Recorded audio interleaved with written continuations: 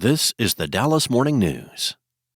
Eat, Drink, DFW from the Dallas Morning News is made possible by Central Market.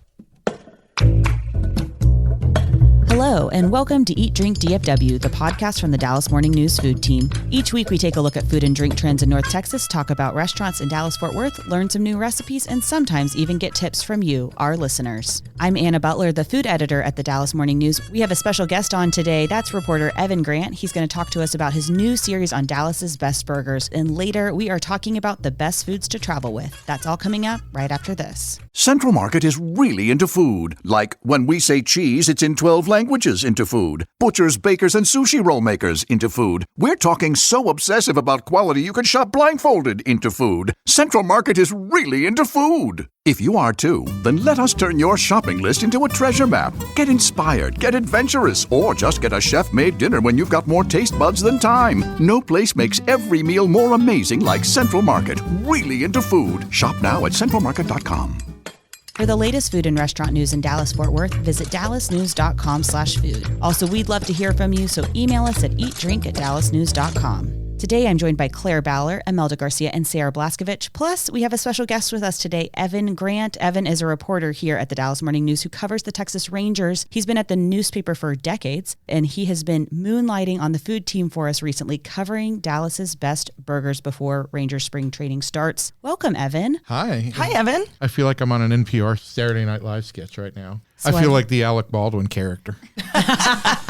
Just because he's the only guy in the room? That's right. Evan, we are so excited to have you on Eat, Drink, DFW. Can you tell our listeners a little bit about what's behind your burger quest? Well, you and I have talked about this a lot, Anna. I mean, burgers and restaurants in general, I've talked with Sarah about it. Burgers and restaurants in town are sports. Eating is a spectator sport. Actually, it's a participant sport in DFW. Yes. And everybody's got opinions. It's so funny that one night when I was out eating a burger for this list at Neighborhood Services, which we'll talk about later, but the next table over, there was a woman and I heard her say, the best burger in Dallas is, and I lost the conversation at that moment, but they were just talking burgers at their table. So I eventually went over and asked her about it and she gave me another recommendation. But I've got friends who do these burger excursions with their kids all over North Texas. There's people who are doing burgers on Instagram. It is just something that everybody has an opinion on. And after we did our first list, I got lots of recommendations from people. Everybody has an opinion.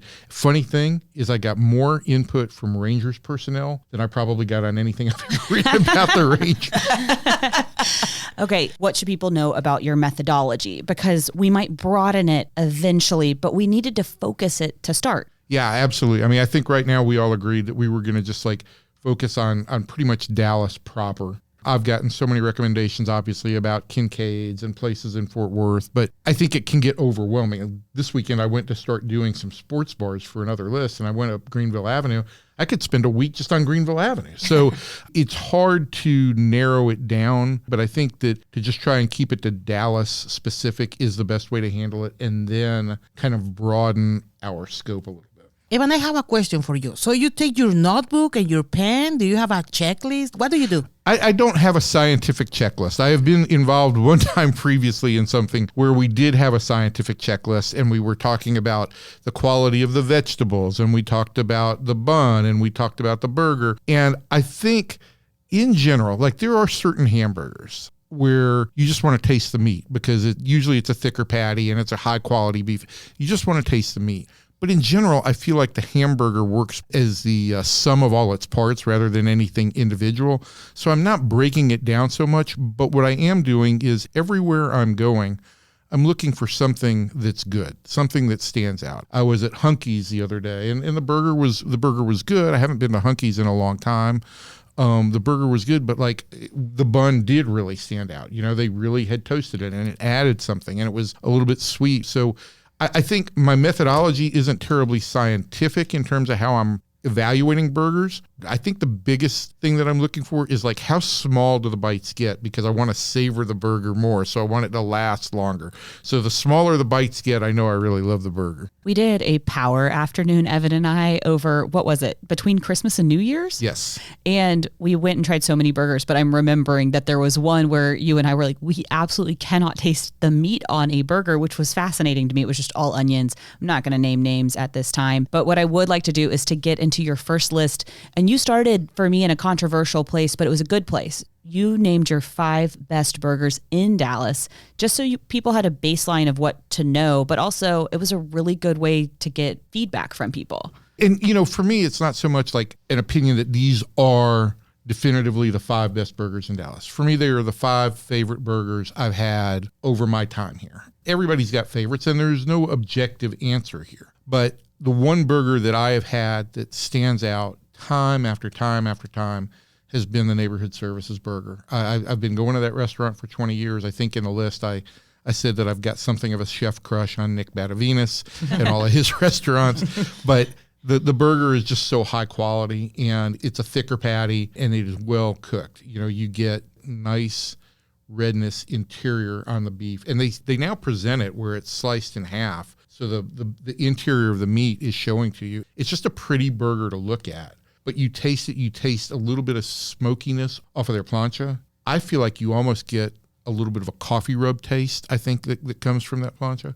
But everything is just so high quality. And the fries at Neighborhood Service, that's part of the methodology too, Imelda. I mean, you can't have a burger and not have fries, right? So how much do the fries add to the experience? That's part of it for me. And I think Nick's fries are outstanding. They're always crisp, but light. I liked your pro tip on Neighborhood Services where you said ask for a side of the voodoo sauce and then you drag your fries through those. I've never done that before there. Of course, I've had the voodoo sauce on other things, but I love this tip. Yeah, I mean, I'm trying to look for tips at different places. We're working on affordable burgers now, and I went to Old Favorite Goff's the other day for a burger. I will just say, I'm going to give this away because this to me is the most astounding bargain in Dallas. The affordable list for February will be $10 burgers and under. And it's hard to find $10 burgers now. Yeah.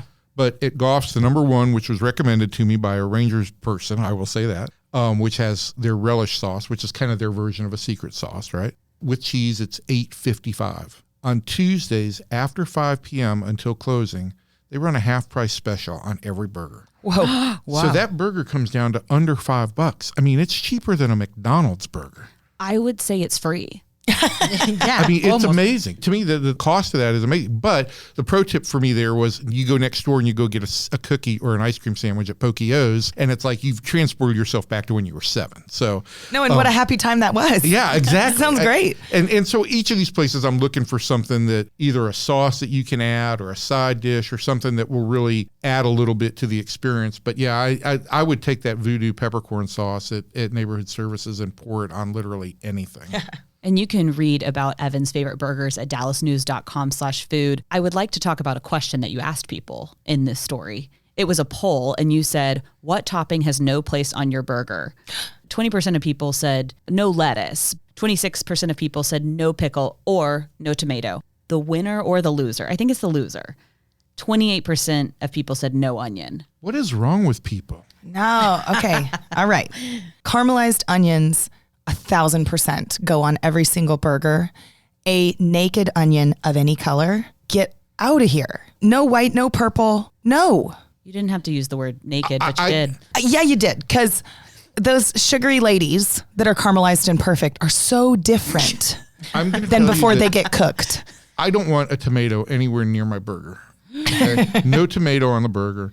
And my taste tester, one of my taste testers this weekend was a no pickles guy, so he didn't have pickles. But I cannot have a burger without onions. I don't care if they're chopped white onion. I don't care if it's raw red onion. I don't care if it's caramelized onion. I don't care if it's onion strings. Onions are an integral part of the burger for me. Can I tell you what the worst offending onion is?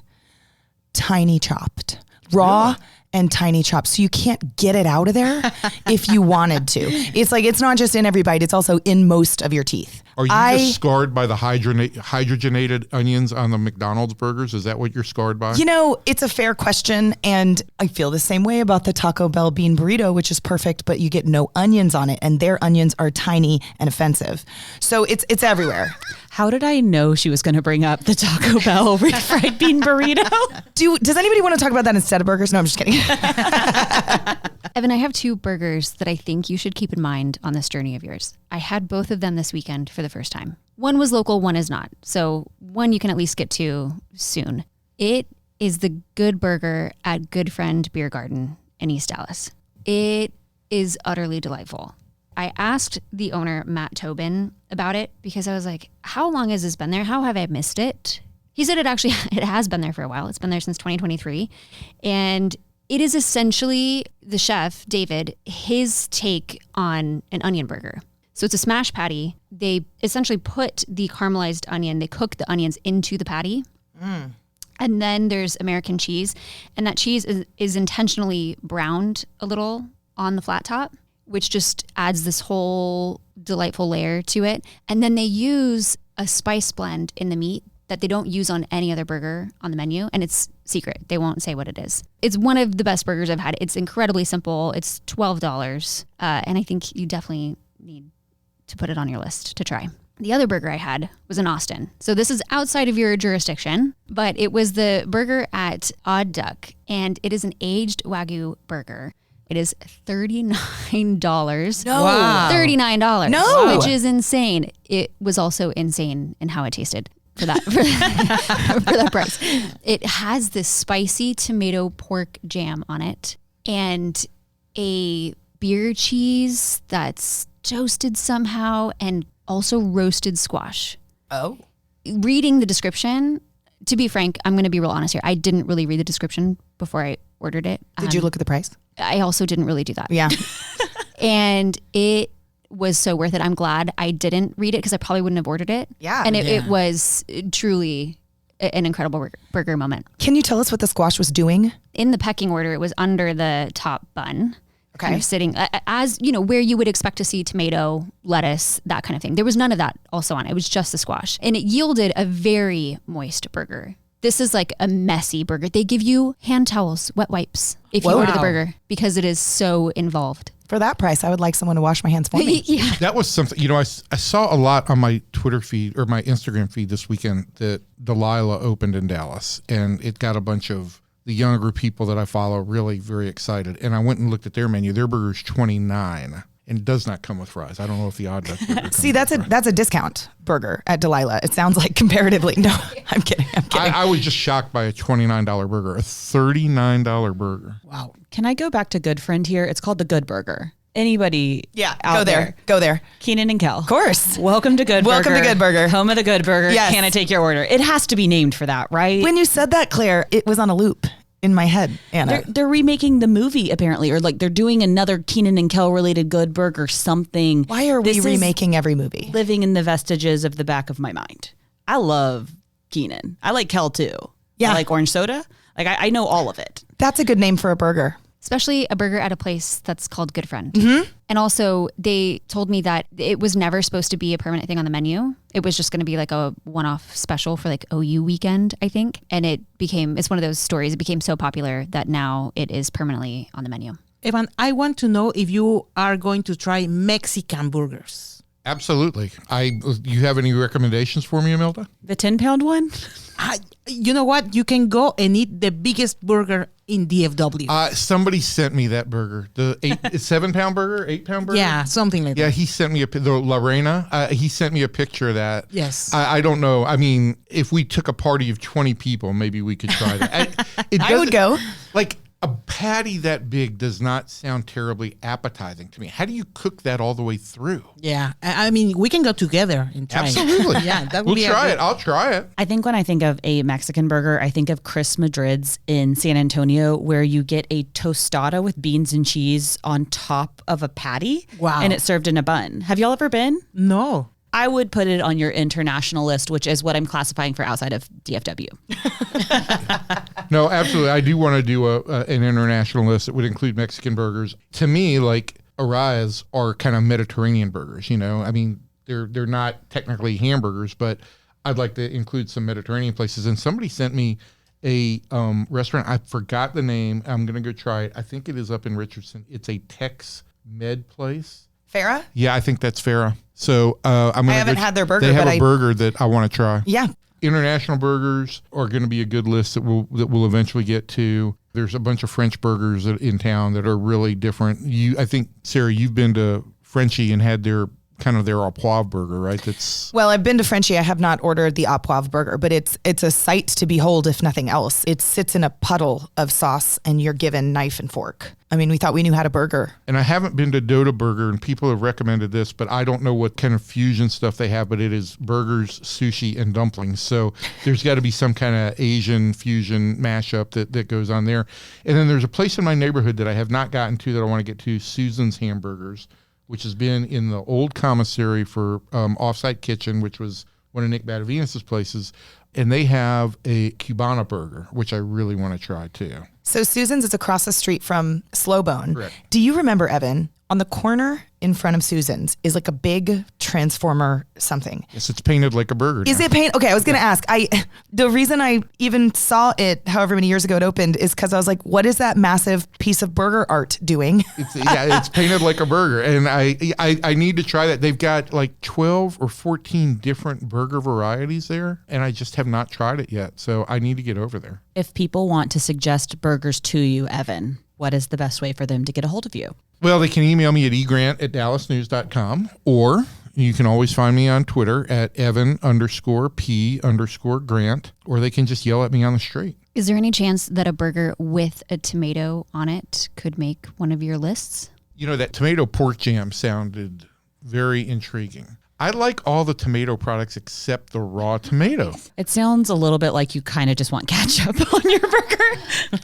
But you like, for the record, you like ketchup. I like ketchup. Yeah, I like ketchup. But I mean, like, the raw tomato, for some reason, I feel like everything should be crisp, and the jammy part of the raw tomato just kind of like throws me off. It's the goo, isn't it? It's the goo. Yeah. I have a vow I will make to you, Evan, which is I will always take your tomato, and you can always have my onions. That's why you're a great burger partner. I have to cut this short, Evan, which I don't know if we're cutting it short at all, but we have so much fun talking about burgers with you. And you can read about Evan's burger journey on dallasnews.com/food. Thank you so much for coming. Oh, it was great. I will talk burgers and baseball anytime. We are going to take a short break. And when we come back, we're getting into food that travels well. Central Market is really into food, like fish flown in so fresh it still has jet lag into food. Our sourdough starter has been around since grunge was a thing into food. We're talking more prime cuts than a greatest hits album into food. Central Market is really into food. If you are too, then we're the HQ for you. Whether you're a make every recipe in the cookbook foodie or a my favorite recipe is reheat type who just digs the delectable, no place makes every day more delicious like Central Market. Really into food. Shop now at centralmarket.com. Welcome back. In just a minute, we're getting into food our readers tell us travel best. But first, a quick reminder to follow our podcast. We want to make sure you never miss an episode. Okay, Claire, you put out a call to readers in a recent Eat Drink newsletter asking for people to share their favorite foods to take on a plane. Can you tell us a little bit more about why you asked that, and then what did people say? Okay, well, remember when we were talking about the Pecan Lodge barbecue that American Airlines is offering only to first class? It really made me think about airplane food for those of us who aren't flying first class. And this is always a predicament of mine of what to bring on the plane. I'm one of those people where I get kind of panicky if I don't have immediate access to food. Like, knowing that I have food options is important to me. And when you're stuck on an airplane and you don't have food, like, that kind of freaks me out. Well, and we just had all that winter weather. There were so many people stuck in airports or on airplanes, and maybe not with access, like you're saying. You never know. You sit down on a flight and all of a sudden they're like, oh, sorry, we're stuck here on the tarmac for 3 hours. You know, you never know. So I always like to come on planes with food, but I feel like I always kind of struggle with knowing what the best thing is to bring. And so I put a call out to readers, and people were very passionate about it. And I got some interesting answers and things that I hadn't really thought of before. A reader, Kirsten, she said that she and her husband travel all the time because they have kids who live overseas. And they always pack the jambon and beurre sandwiches from Empire Baking, which is a really smart thing to bring. That is a unmessy sandwich. that is kind of like designed to be able to sit for a while. That's really smart too, because they sell those sandwiches refrigerated, so the ham and the butter will then kind of come up to temperature while you're probably going through security the whole time. Exactly. Another reader reached out with something that I never would have thought to take on a plane. Anne said that she recently was able to convince a TSA agent that restaurant Beatrice's vegan gumbo was appropriate to bring on the plane, that it was not, in fact, a liquid. She said it was mostly rice, and the rice pretty much soaked up all the liquid that was in the gumbo. And she said because it's vegan, it eats well cold and can sit unrefrigerated more easily than other things. Hang on. Yeah, I know. Okay. So, I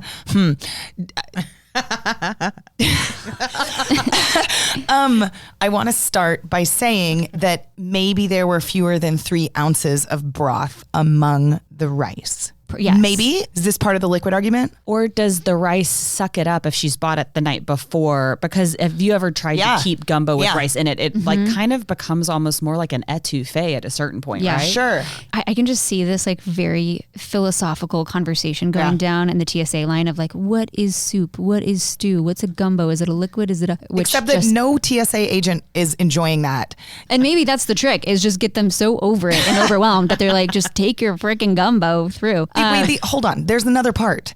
That this is better cold? Question mark? I don't know if it's better, but she said it eats well cold. And it can't go bad over a few hours of not being chilled. The health safety piece seems correct. Yes. The preference part seems wrong. How do you make a vegan roux? That's another question. We don't need to answer it now. That's also philosophical and uncomfortable for me.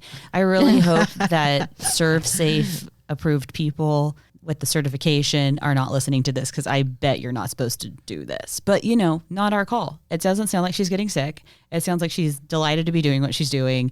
And she also seems to like a little bit of danger because she got away with 100%. Yes. I know. And I don't know if I will try it anytime soon, but I'm kind of tempted. I would love to see Claire going through customs or whatever with that. Airplane gumbo. Yes. No, I want to see that. I mean, there has to be a TikTok. Yes. Like it didn't happen unless you secretly film it. Yeah. Oh, TSA, don't come for me. Yeah. What else? You know, things that you would expect. Certain fruits that travel better than others, grapes, apples, things like that. A lot of people are big fans of nuts, of bringing nuts on airplanes. I feel like we've all sat next to the person who got Five Guys and brought it onto the plane. And I think that that's basically what you're trying to avoid here, is to be like that guy, because the hot food on the plane in the recirculated air, it can be tough, especially if you're already feeling queasy. I am not always a great flyer, especially if there's turbulence. And so it takes a tiny bit for me to be like, I've already used my barf bag. Can I use yours too?